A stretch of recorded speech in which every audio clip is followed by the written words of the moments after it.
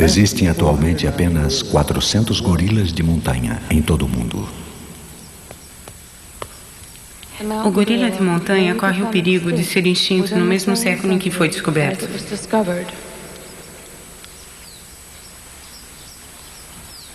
O futuro do gorila de montanha depende dos caprichos do homem.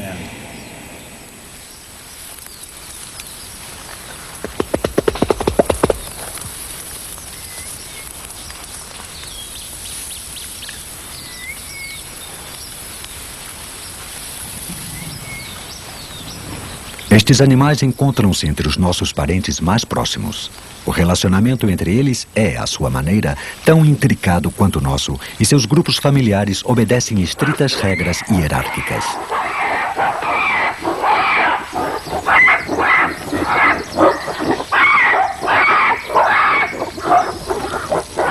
Seu tamanho, sua força, suas batidas no peito e seus gritos intimidantes criaram a imagem do King Kong.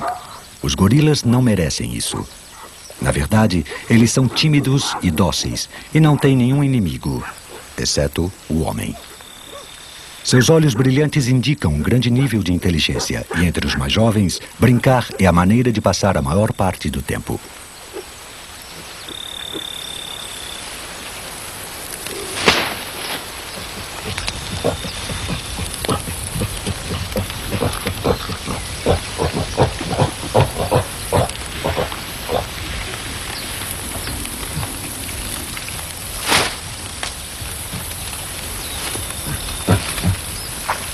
Não estamos falando dos gorilas das planícies, que vivem nas florestas tropicais do oeste e centro-americano e que existem aos milhares. E sim do raro gorila de montanha, de maior estatura e pelo mais espesso, tendo sido descoberto apenas no início do século. É possível que seu número nunca tenha sido muito grande, seu grupo é muito limitado. Mas a última contagem revelou que havia menos de 400, talvez a metade do total de apenas uma década antes, e atualmente estão demonstrando os típicos sinais de perigo de uma população decrescente. Ao contrário dos chimpanzés, o outro macaco africano, são quase que totalmente vegetarianos. Vivem uma aparente vida de lazer em um paraíso luxuriante, uma tigela de salada, onde só precisam estender um braço para alcançar algo suculento para comer. Não é apenas as crianças que brincam. Os adultos machos gostam de brincar de lutar, uma atividade social importante que possivelmente ajuda a estabelecer a posição de um indivíduo no grupo.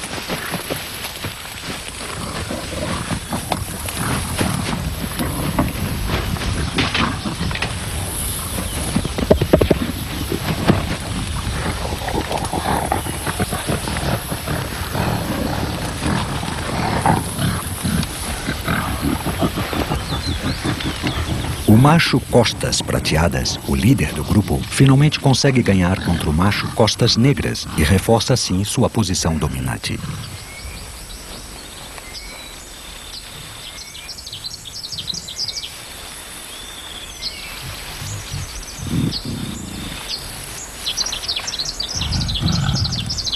Os encontros com outros animais são raros. Um camaleão, apenas um de 2 répteis encontrados aqui, significa um pouco mais que uma curiosidade momentânea.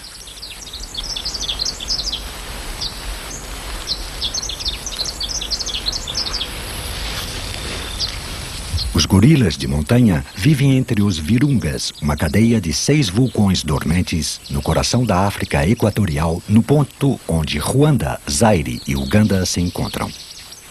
A área de conservação deles é minúscula, cerca de 40 quilômetros de comprimento por talvez 12 de largura, além de uma área menor em Uganda, separada do resto.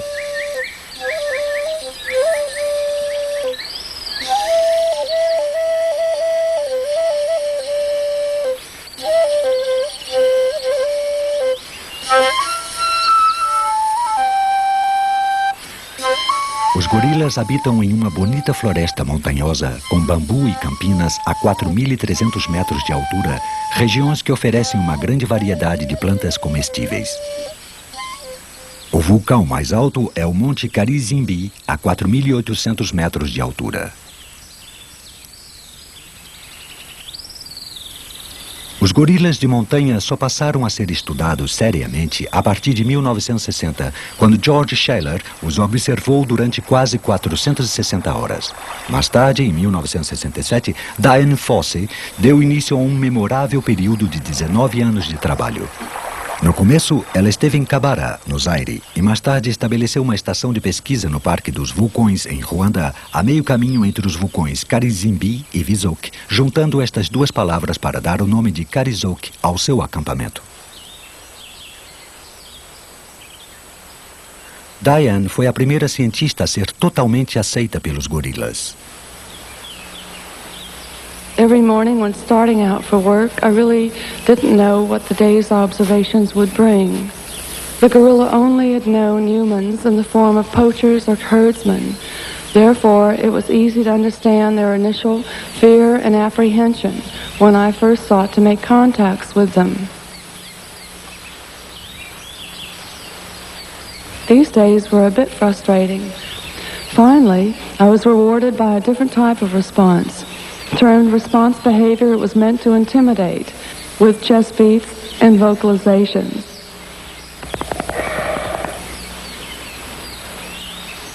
Slowly, over the years, all the animals of Group 4 were approaching very closely, simply because of their own initiative and the sense of curiosity. To have finally been accepted by the wild gorillas was its own reward. And the thrill of each day's contact is one that will never diminish.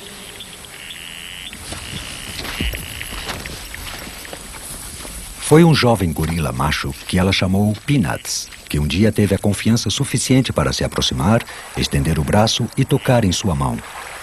Um momento eletrizante, o primeiro contato pacífico com um gorila selvagem e uma experiência que Dian nunca esqueceu. Em Karizok, ela teve que se acostumar com a solidão num ambiente montanhoso, compartilhando as árvores e a campina com os animais que passeavam à vontade pelo acampamento.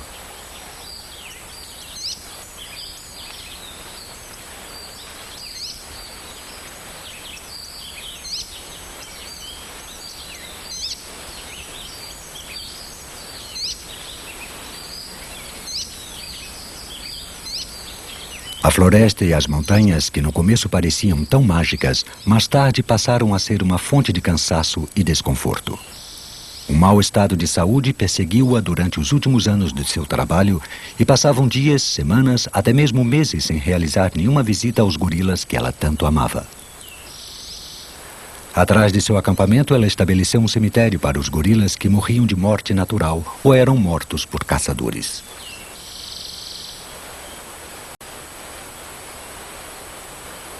À medida que conhecia os gorilas, ela dava um nome a cada um deles.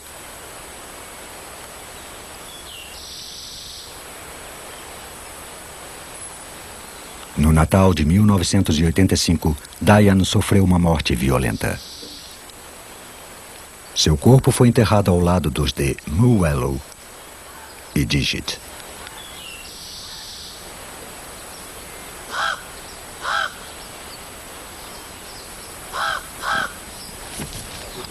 Depois da morte de Dian, os ruandeses que trabalhavam com ela não abandonaram o projeto. Continuaram realizando o duro trabalho de controlar os movimentos dos gorilas, organizar as patrulhas contra os caçadores e administrar o acampamento. Sem eles, nem os gorilas nem o parque existiriam. Enquanto isso, muitos cientistas visitam o parque, cada um deles aprofundando nosso conhecimento sobre os gorilas e a ecologia da região. Quando este filme estava sendo realizado, a zoóloga Pascale Sicot fazia um estudo sobre os grupos familiares de gorilas e o papel das fêmeas. Este é um dos meus grupos de estudo. É um grupo anormalmente grande, de 25 membros. Nesse grupo, há 2 costas prateadas. Também temos várias fêmeas com os filhotes. E esses filhotes vão ficar no grupo até alcançar a maturidade sexual. Depois disso, normalmente deixam o grupo.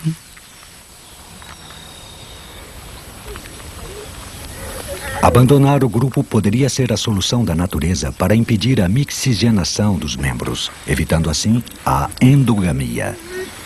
Mas até o momento de partir, os machos e as fêmeas jovens vivem uma vida normalmente pacífica, com relações muito estreitas, muitas vezes afetuosas, com os pais e outros membros do grupo, passando tempo, nos momentos de descanso, brincando e cuidando um do outro.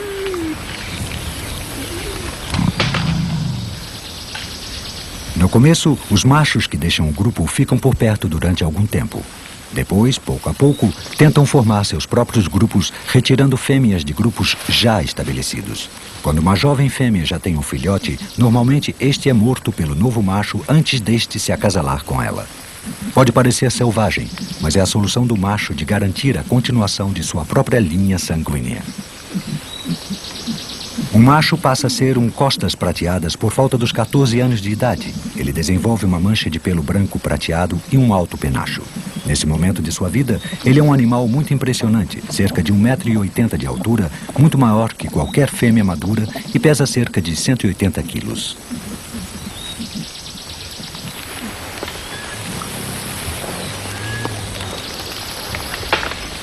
Os gorilas alimentam-se de mais de 50 tipos de plantas.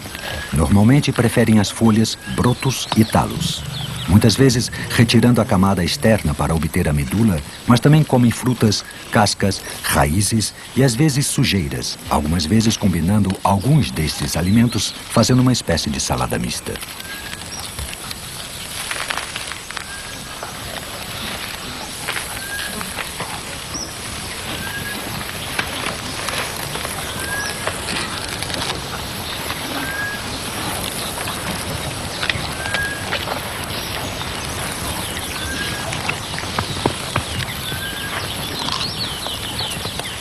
Goosegrass, urtigas, plantas espinhosas. Para uma pessoa, grande parte de sua alimentação é amarga e de difícil digestão.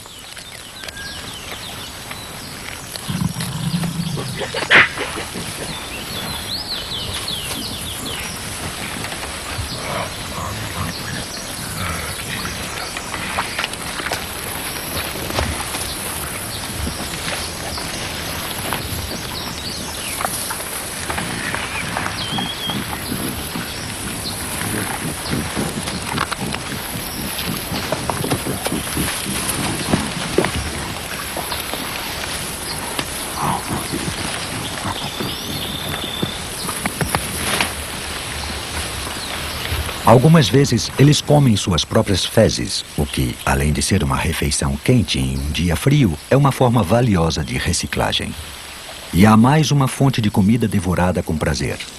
Embora saiba-se que os gorilas às vezes comem larvas de caracóis, muito raramente foram vistos comendo formigas.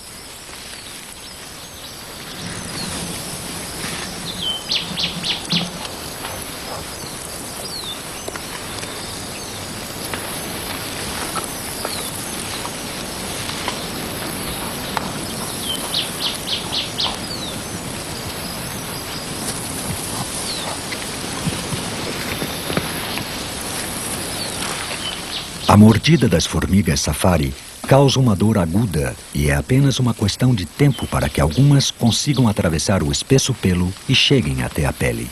E a única solução para o gorila é recolher a máxima quantidade de iguaria e correr.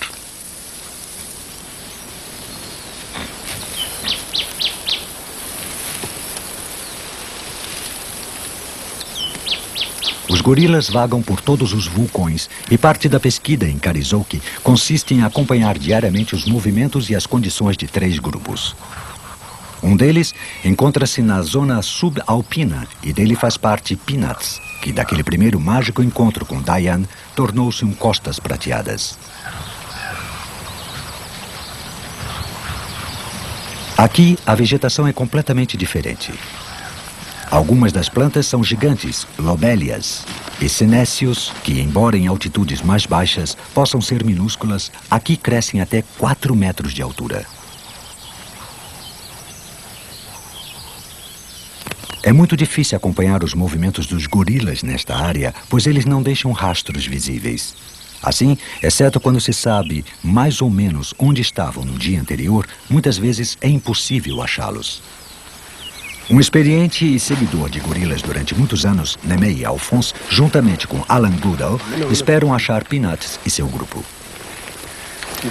Acabamos de encontrar o lugar onde passaram a noite. Vamos ver mais de perto.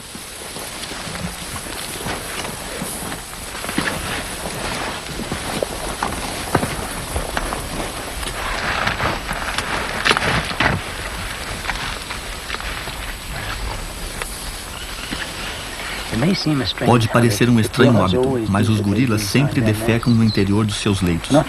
Não tenho muita certeza a quem pertence esse leito aqui, mas por causa desses pelos, parece que poderia ser do Costas Prateadas. O que precisamos fazer agora é encontrar os rastros de hoje, segui-lo até encontrá-los. Normalmente, a partir dos leitos noturnos, há um rastro de plantas quebradas e fezes frescas que levam até aos gorilas. Mas quando eles não querem ser vistos, embrenham-se discretamente pela vegetação.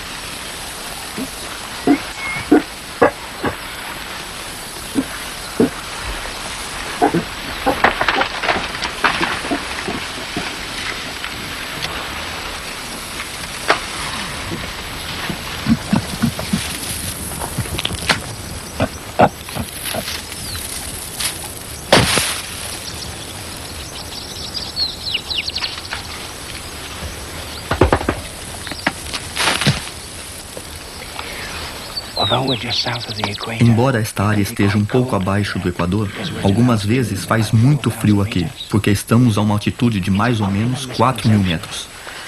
Há uma percepção errônea, segundo a qual os gorilas foram forçados a viver nestas altitudes por causa da pressão do homem. Mas, na verdade, eles evoluíram aqui em cima nessas montanhas e estão muito bem adaptados. Seu pelo é muito mais espesso do que os dos gorilas das planícies. Eles vêm aqui para comer a vegetação de senécios e das gigantes lobélias. Normalmente passam aqui apenas alguns dias alimentando-se desta vegetação. O que é muito estranho com esse grupo é que eles já estão aqui há mais de um mês. O fato de Peanuts ter ficado durante tanto tempo nesta altitude indicava que havia algum problema muito sério. Provavelmente ele estava doente e não tinha energia de descer de volta à montanha com seu grupo. Apesar de ser a estrela daquele contato memorável com Dian Fossey, ele passou a vida marcado por doenças e infecções que tiveram início com um ferimento terrível nos olhos e no rosto durante uma luta quando ele tinha apenas 10 anos de idade.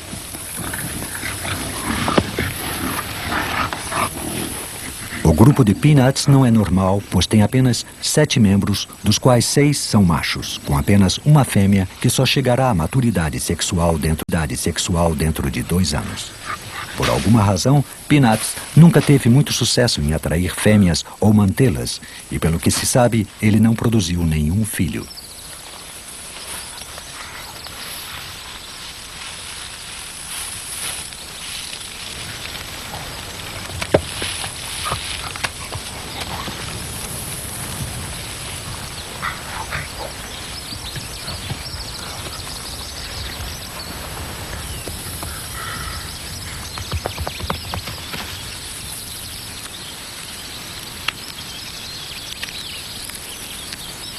Normalmente, os grupos de gorilas deslocam-se com frequência para evitar qualquer impacto sério sobre a vegetação. Mas com Peanuts, sem deslocar-se desta área, os gigantes senécios estão começando a apresentar sinais de desgaste.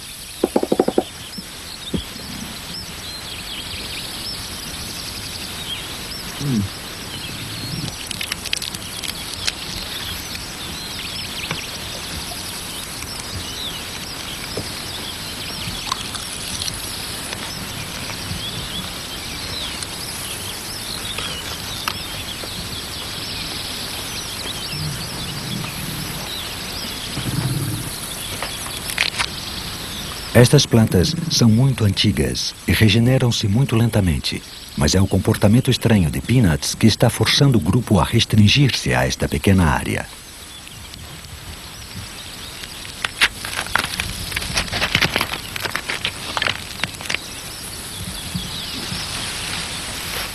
Embora os grupos de gorilas frequentem diferentes zonas, alguns mostram preferência por certas plantas. 2 dos grupos, que são constantemente vigiados, passam grande parte do tempo na borda do parque, tendo algumas vezes atravessado os limites da área. A administração da área de conservação inclui um plano importante para construir uma cerca para manter os animais dentro e as pessoas fora. É um projeto enorme e ambicioso que só pode ter sucesso com a dedicação do conservador ruandês Conício Charamberi e o projeto Gorilas de Montanha, dirigido por Craig Sholly. Todos sabemos que de vez em quando há problemas quando os grupos de gorilas 9 e 13 aproximam-se dos limites do parque nesta área. Portanto, eu gostaria de saber se posso continuar a trabalhar na cerca, nesta região e em outras áreas próximas ao parque. Essa é uma interessante possibilidade. Há buracos na cerca e precisamos consertar e reconstruir a cerca regularmente. Exatamente, ok, muito bem. E quanto aos outros problemas? A cerca impede que os gorilas e outros animais, como o búfalo, destruam as plantações e também dificulta a entrada de pessoas no parque para cortar lenha ou matar antílopes. Ruanda tem uma população muito densa e há uma pressão muito grande para o uso da terra, principalmente aqui, perto dos vulcões, onde o solo é muito fértil. Muitas pessoas desta região nunca veem os gorilas que vivem em frente à casa delas, e é difícil convencê-las para não usarem o parque para alimentar suas famílias. Como podem compreender que os gorilas devem ter tanta terra quando eles têm muito pouco? E qualquer explicação fica mais difícil com a presença da companhia estrangeira Piretron, que ocupou 4/10 da terra do parque para a produção de inseticidas. No entanto, apesar de tudo isso, muitos ruandeses realmente acreditam em seu parque e às vezes demonstram apoiar sua conservação, e a política oficial é conservar todos os parques nacionais.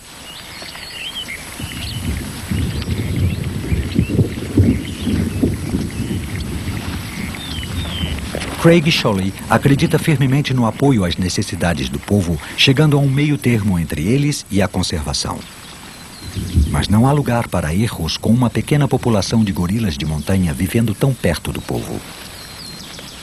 É uma questão relacionada à conservação que está tornando-se familiar em todo o mundo, o futuro da natureza com os animais e a vegetação que vive nela. Uma situação muito difícil. Depende totalmente de nós.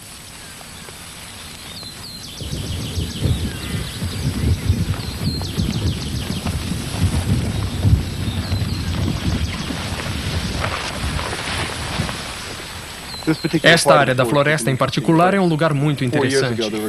4 anos atrás, havia gado pastando aqui. Era parte do projeto ganadeiro usado pelo governo. 1 ano antes disso, havia gorilas utilizando esta área. Tendo compreendido a importância da floresta para os gorilas, convencemos a população local a dar terra de volta para o parque. Agora, os gorilas voltaram a utilizar esta área. 55 hectares foram recuperados. Tais medidas positivas de conservação oferecem um raio de esperança para os demais quase 400 gorilas de montanha.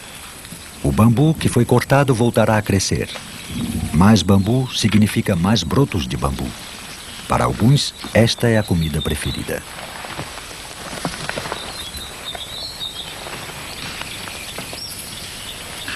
Os gorilas são incrivelmente consistentes em seu gosto. A maior parte da dieta consiste em ervas, vinhas e arbustos que estão presentes durante todo o ano.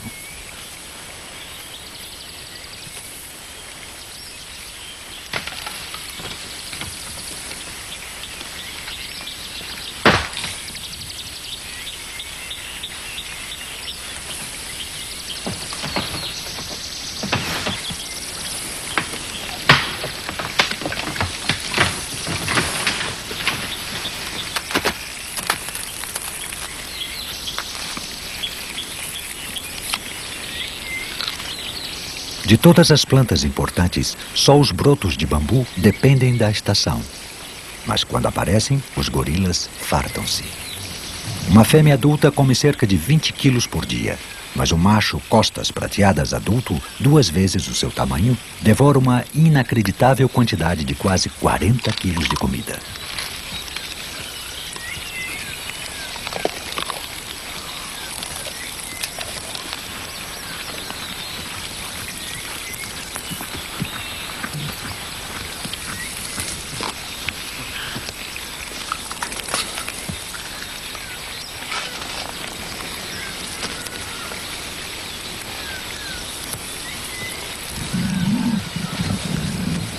Não é por acidente que os gorilas são barrigudos e de vez em quando enfrentam problemas digestivos.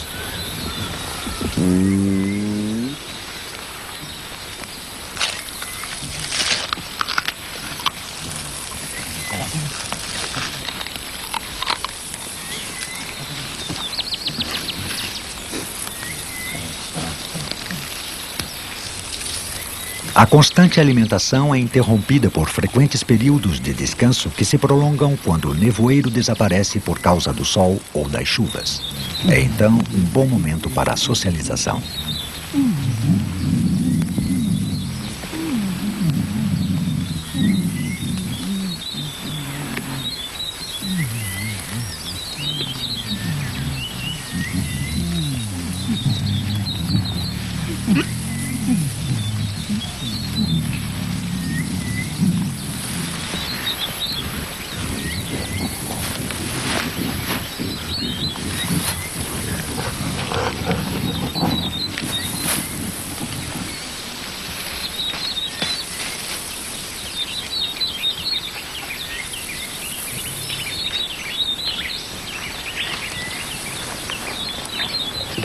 Hoje estamos na costa do Monte Carizimbi. Esta é a área do grupo Susa. Pelo que sabemos, é o maior grupo de gorilas de montanha do mundo.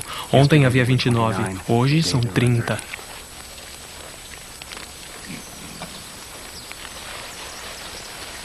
Em todos estes anos em que as pessoas estudaram os gorilas de montanha, nunca ninguém testemunhou um nascimento. Portanto, é realmente um grande privilégio ver um bebê tão novo, talvez 2 ou 3 dias de nascido. O cordão umbilical ainda está ligado e o pelo ainda continua molhado.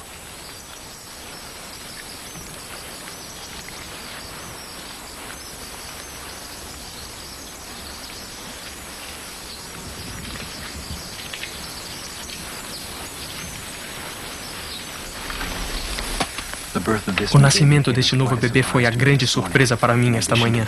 Além desta fêmea, há várias outras fêmeas do grupo que podem estar grávidas.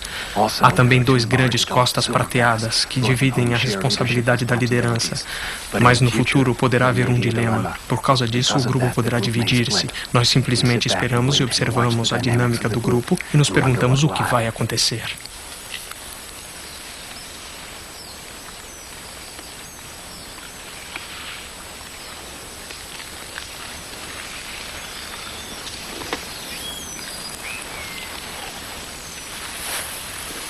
Os laços afetivos entre a mãe e o recém-nascido são óbvios.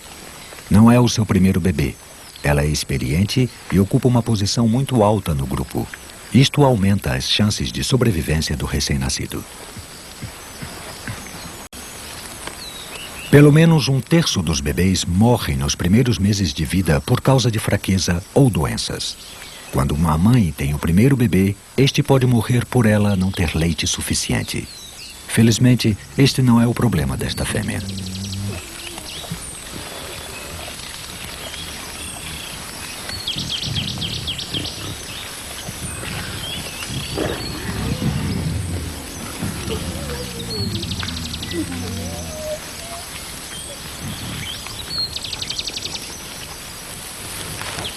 Os costas prateadas protegem as crianças e as fêmeas contra óbvias fontes de perigo.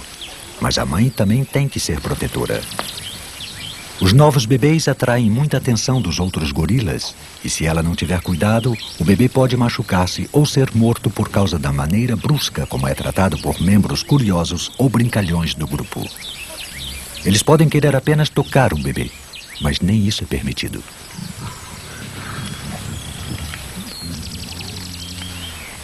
Quando um adolescente quer brincar, ele é muito persistente e pode não ter consciência de sua própria força. Mas uma mãe experiente pode ver-se livre de encontros potencialmente perigosos como este.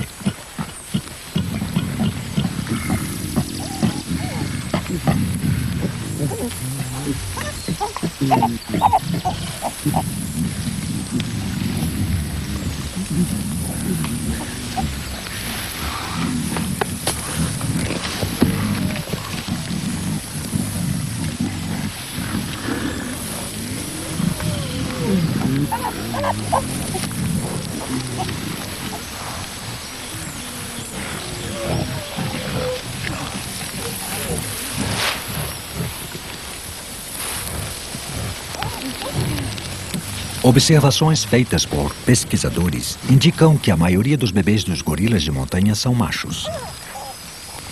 Mas é muito difícil ter certeza disso quando se trabalha no campo. Um desequilíbrio no número de machos e fêmeas pode indicar problemas de endogamia. Isto não é uma surpresa em uma população tão pequena, piorada pela organização social dos gorilas, pois a maioria dos bebês é concebida por um pequeno número de machos adultos. A endogamia poderia, a longo prazo, causar problemas talvez irreversíveis, e encontrar uma solução é muito difícil.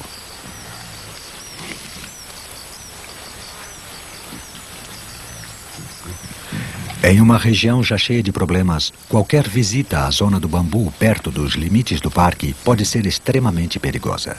É aqui que os caçadores ilegais armam as suas armadilhas, usando galhos de árvores flexíveis que liberam armadilhas feitas basicamente para pegar antílopes. Para ajudar os gorilas, equipes experientes contra a caça realizam patrulhas diárias pela floresta.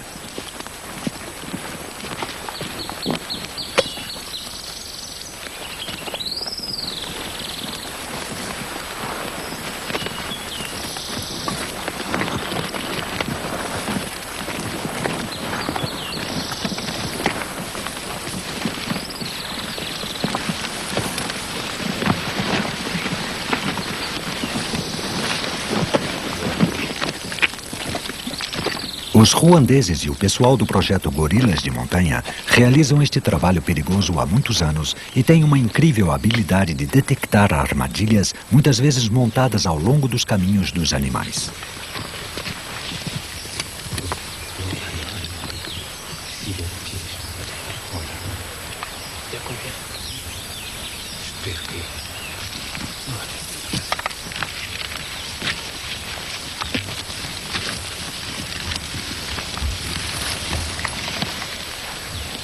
Ça c'était hier. Non, ça, je pense que c'est pour lui. Non, c'est ce matin. C'est ce matin, oui. C'est ce matin. Ok. On va le couper. On va chercher des autres. Até 1984, os gorilas eram mortos pelos caçadores para servir a um comércio macabro de turistas interessados em partes do corpo do gorila, mãos para cinzeiros e cabeças como souvenirs. Mas apesar disto não acontecer mais, os gorilas ainda sofrem. Somente em 1988, as patrulhas encontraram e cortaram 2.600 armadilhas de antílopes. Muitos gorilas já foram liberados de armadilhas e tratados. Alguns sobreviveram, mas uma armadilha inflige uma terrível ferida. Pode custar uma mão aos gorilas e, em consequência, podem morrer de gangrena.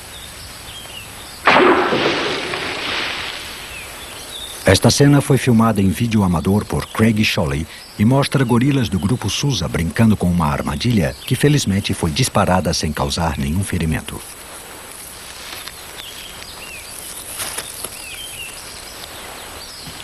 Este macho teve sorte. Uma armadilha arrancou-lhe a mão, mas ele sobrevive bem usando a outra. Suzanne Abildgar, uma veterinária diplomada, investiga o estado de saúde geral dos gorilas. Eu acompanho 7 grupos de gorilas e tento visitar cada grupo cerca de 2 vezes ao mês. Algumas vezes, trabalhar aqui pode ser muito difícil. Subir e descer vulcões, voltar para casa encharcada, com frio e faminta. Mas para mim, no fim, vale muito a pena.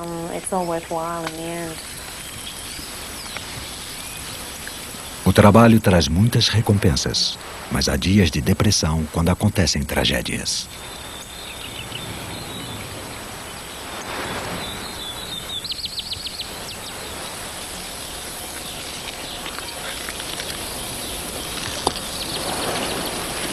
Eu consigo ver o bebê. Parece morto. Definitely looks like it's dead.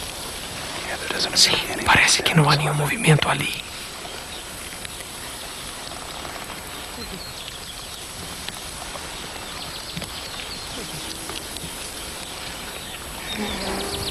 Não tem nenhum movimento, mas ela o segura em uma posição totalmente normal. Ela está segurando normalmente. Imbele, a jovem fêmea, teve seu primeiro bebê e este morreu. Tinha apenas 4 dias de idade. Quando um gorila morre, é um dia de muita tristeza. Quando uma mãe perde um bebê, é normal ela continuar carregando o corpo como se ele ainda estivesse vivo durante 2 ou até 3 dias depois de morto. Craig e Suzanne ficam com ela na esperança de conseguir pegar o corpo do bebê para fazer autópsia quando ela o soltar.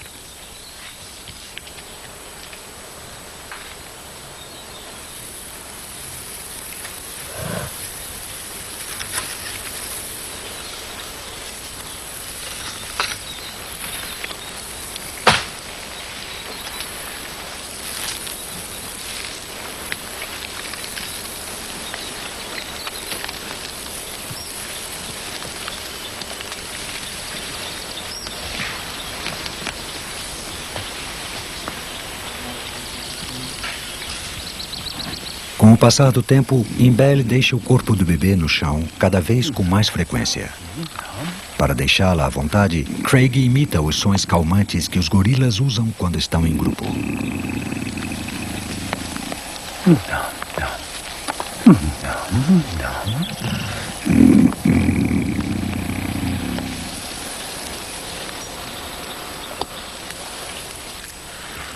Parece que ela o amamenta agora. Talvez deveríamos ficar um pouco afastados e não forçar muito a situação. Eu também acho.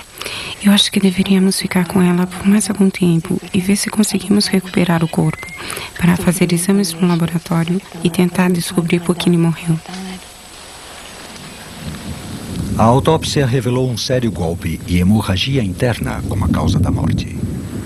Imbele foi possivelmente muito submissa para poder proteger seu bebê das atenções intensas dos outros gorilas e parece provável que o bebê morreu em consequência de brincadeiras violentas.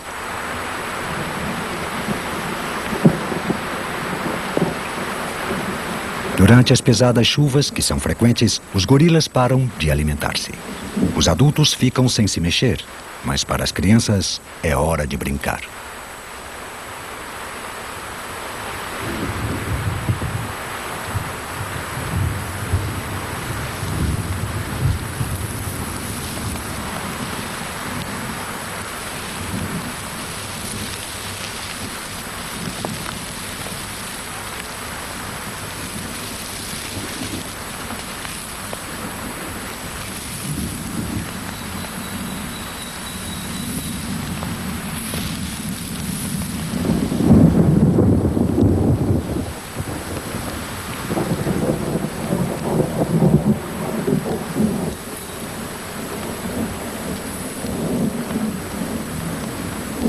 À medida que a tarde passa e a chuva diminui, os gorilas preparam seus leitos de dormir.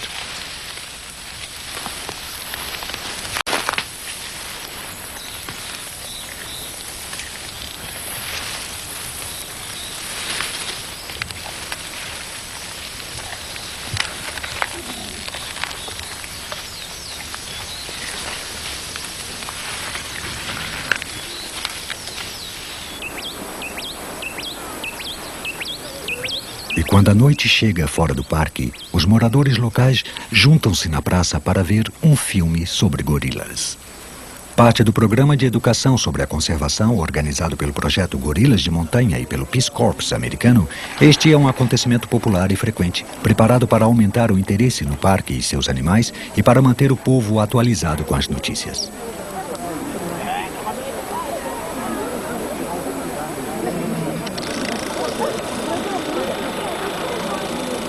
As sessões do filme foram muito populares em promover a conservação e tem havido um aumento constante do número de ruandeses que pensam que vale a pena manter-se o parque.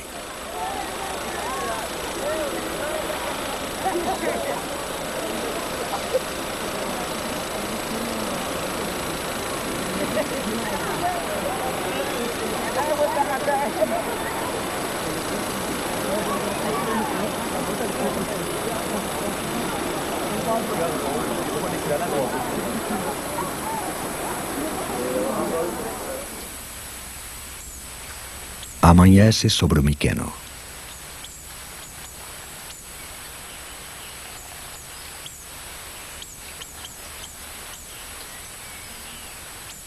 Na borda do parque, 6 turistas se reúnem. Bem, temos algumas instruções simples para vocês. Para se comportarem de uma maneira simples na floresta e também algumas coisas sobre o comportamento dos gorilas. Exatamente aqui está o limite do parque e da floresta. No momento em que entramos na floresta, falem baixo. Obviamente, quanto mais silêncio fazemos, mais chances temos de ver outros animais, como os antílopes, o búfalo e talvez alguns macacos dourados e uma grande variedade de pássaros. Ok, quando chegarmos perto dos gorilas, precisamos ficar em um grupo bem junto, atrás dos guias ou atrás de mim. E temos que manter uma distância mínima de 5 metros entre os gorilas e nós. Esta é a nossa maior arma contra a transmissão de doenças a estes animais.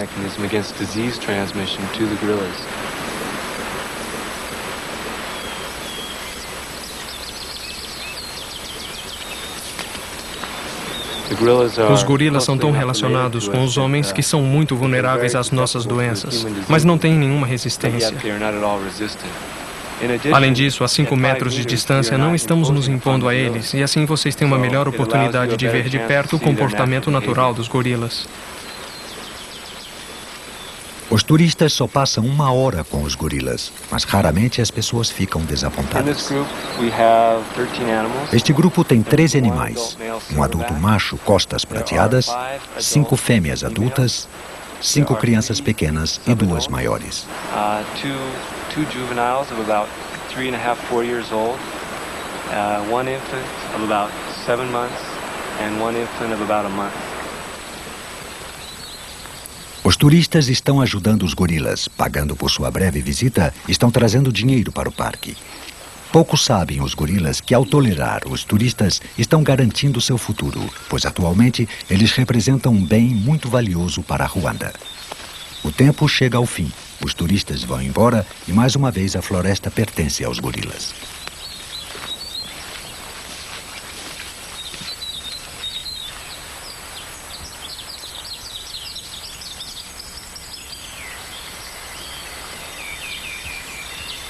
A pergunta sem resposta é: até onde a administração da conservação pode ser levada?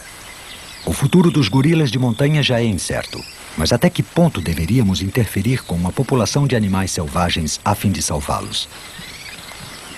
Cada passo pode trazer problemas. As visitas frequentes de pessoas perturbam os padrões naturais de comportamento? Quais são as possibilidades do homem transmitir doenças? Os veterinários deveriam interferir para ajudar os animais doentes ou fracos? Temos conhecimentos suficientes para fazer o que estamos fazendo? As discussões filosóficas poderiam continuar durante muito tempo, mas tempo é um luxo que não podemos nos dar. Por enquanto, qualquer estratégia administrativa é considerada com muito cuidado. E as pesquisas continuam a aumentar o conhecimento não apenas dos gorilas, mas do parque como um todo. Andrew Pamphlet é um biólogo pesquisador com sua base em Karizok. Seu projeto é estudar 5 dos herbívoros do parque. Ele acompanha o impacto destes sobre as plantas alimentícias para descobrir o grau de competição, especialmente com os gorilas. Because ultimately I want to know how much competition there is between each of the species, particularly with the mountain gorilla.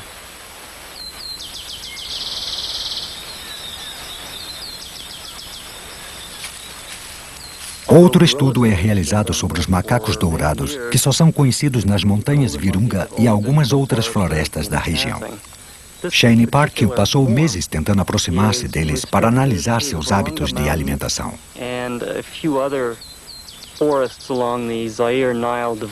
Os macacos dourados comem, entre outras coisas, brotos de bambu da mesma forma que os gorilas. Mykenno, o mais antigo vulcão Virunga atualmente extinto. Mas 2 outros vulcões ainda estão ativos e há sinais que indicam que a atividade vulcânica em toda a região está em aumento. Mais uma ameaça para os gorilas.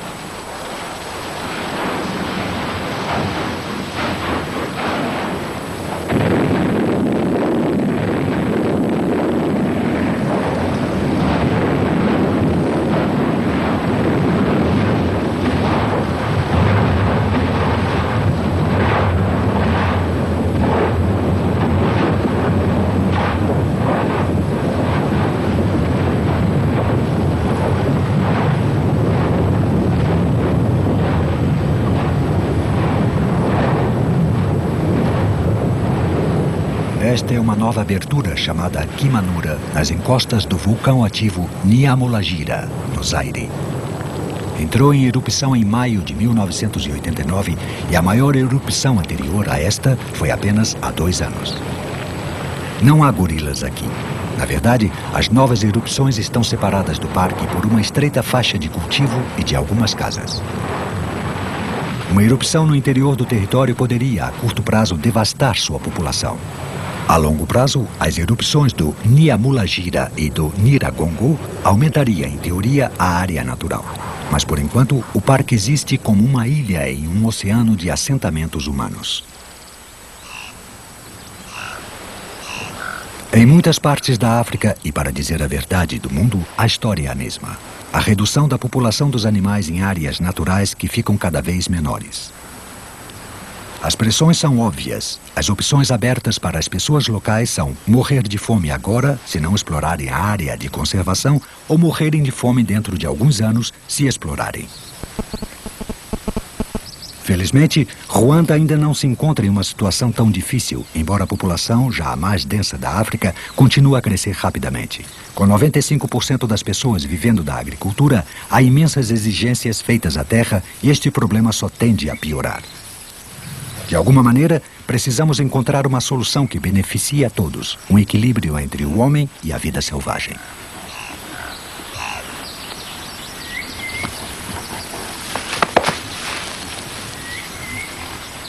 Parte da atração destes gorilas é o fato de que eles são muito próximos da raça humana. Passar um período com eles é uma experiência da qual nunca nos esquecemos.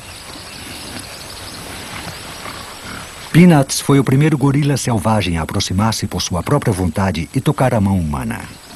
Enquanto este filme estava sendo feito, Peanuts continuava doente e depois de ficar cada vez mais doente, finalmente ele parou de comer.